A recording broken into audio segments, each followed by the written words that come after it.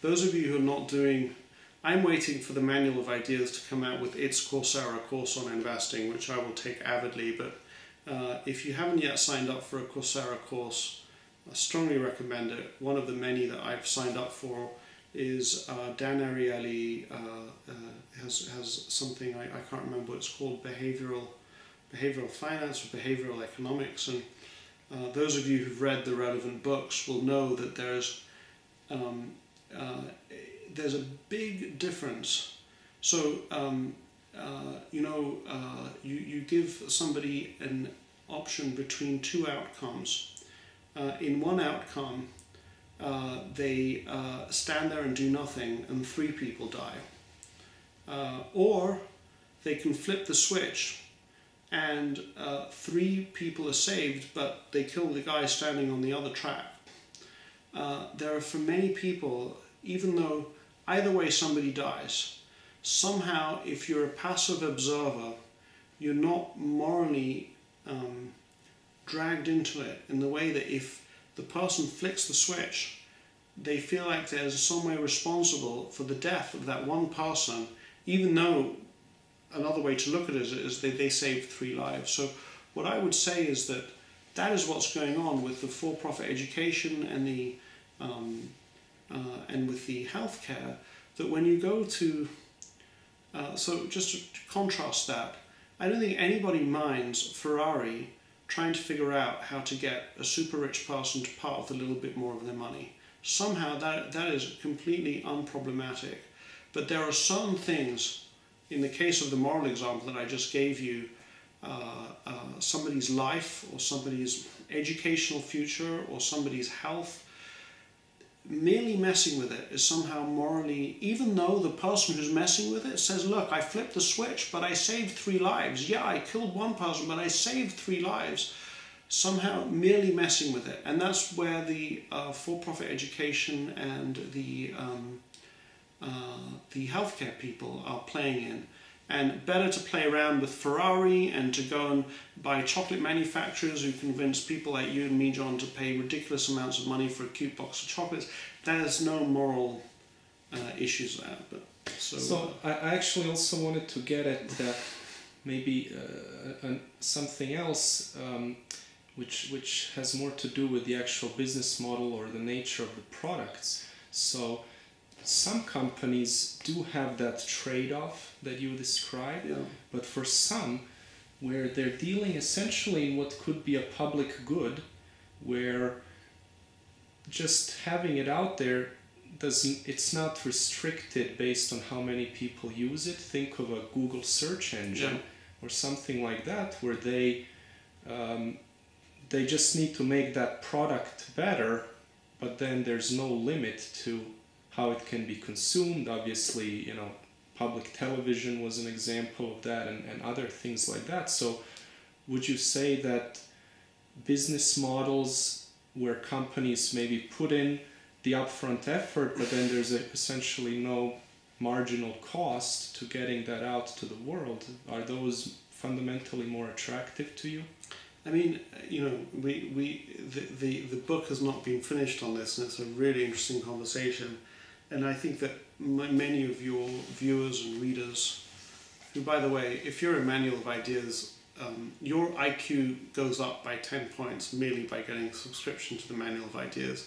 And actually, I say that John, by the way, on the other side of the camera is nodding at me because he sort of feels like I'm sort of lathering it on thick. But there is I could, if John will give me the chance, a very, very real scientific reasons why that would be the case, but I've lost my train of thought. Your question was on why you love the Manual of Ideas.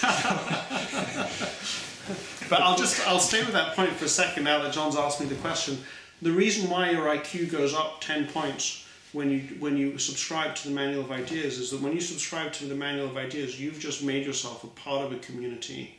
And by making yourself a part of a community, as Nicholas Christakis from Harvard Medical School will tell you, what determines your propensity to become obese?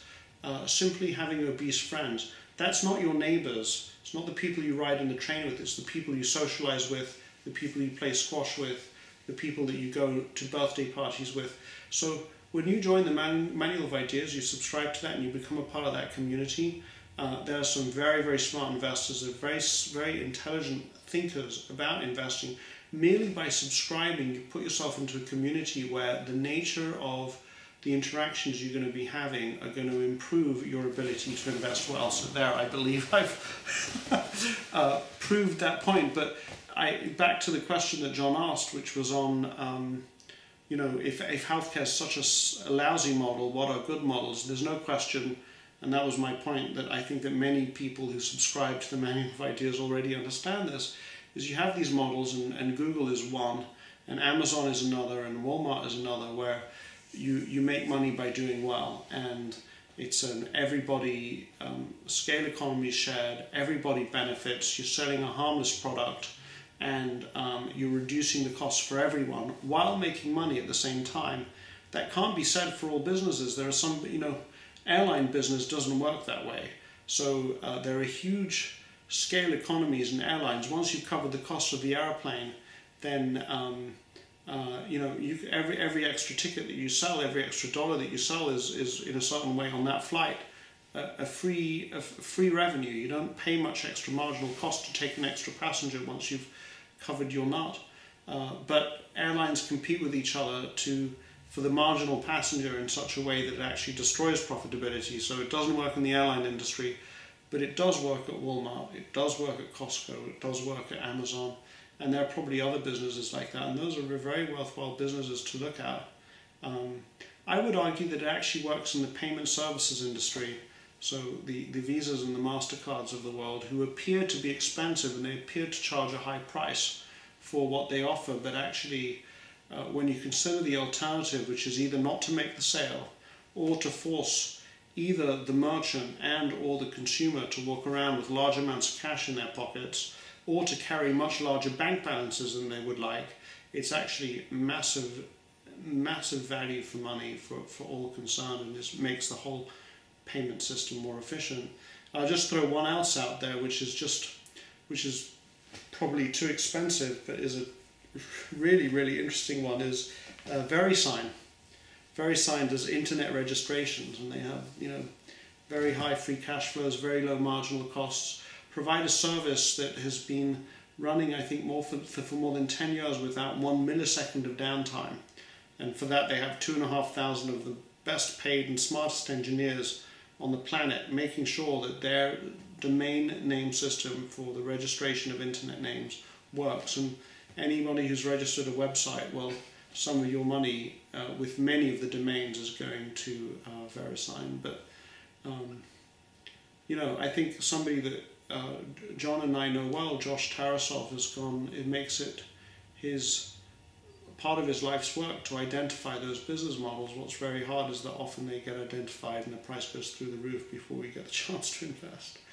But yeah, and just to actually to say something about that, Josh has talked about essentially liking companies that have a large gap between the value of the product and the price. yeah. So if you're selling something that's adding a ton more value, not only do you retain your customers better, but you also have a lot of room for price increases or pricing power. So back to our inflation discussion, it seems to also play a little bit into that, because you have that room to maybe even raise prices ahead of or with inflation rather than lagging.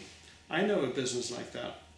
It's called the Manual of Ideas. The Manual of Ideas delivers tens of thousands of dollars of value, and for a mere $1,000 you can get all of that. And actually, very genuinely, I would say that what is fascinating, and I do happen to be being interviewed by John right now, but John has studied this stuff, and what is great about John is he's applying it in his own life. He's applying it at the Manual of Ideas. He wants to deliver massive value. He wants to deliver something that is priced at a very affordable price point, but where multiples of that are delivered. And what that creates, and I've seen it in John Miljevic's life, is that it creates optionality for the business. There are all sorts of things that come up when you start doing that.